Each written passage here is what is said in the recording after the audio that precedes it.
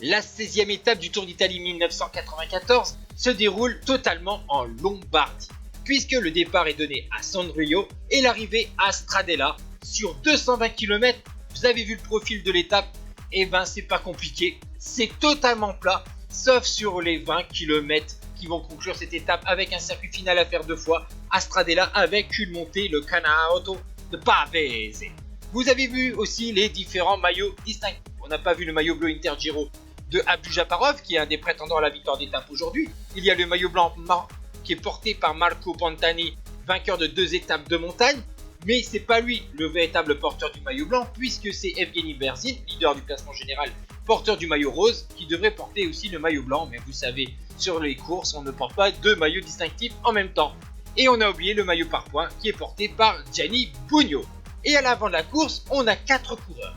Michele Bartoli de la Mercatone Uno, vainqueur de la 13e étape. Michele Copolillo de la Navigare, ancien porteur du maillot de la montagne. L'actuel porteur du maillot de la montagne, le Suisse Pascal Richard.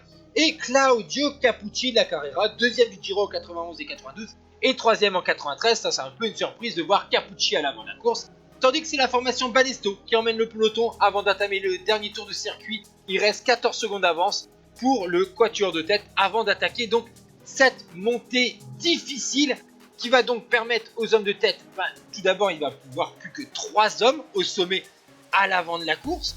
Derrière, le peloton revient vite sur Bartoli, Richard et Copolillo, donc Capucci a été repris par le peloton. Et vous voyez que dans le dernier kilomètre, alors que la jonction était faite avec les hommes de tête, 3 hommes ont réussi à sortir. Il y a tout d'abord Maximilian Chiandri de la GBMG, vainqueur du Grand Prix de Fourmies et du Tour du Luxembourg 93, Fabiano Fontanelli, vainqueur de la 11e étape, et Enrico Zaina de la Gewis.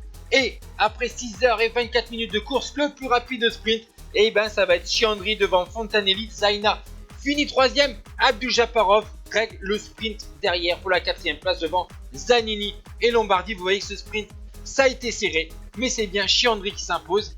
À noter la 10e place pour les points de Gianni Bugno. Au classement général, aucun changement. Berzin, Pantani, Duren, Guyot et Belli.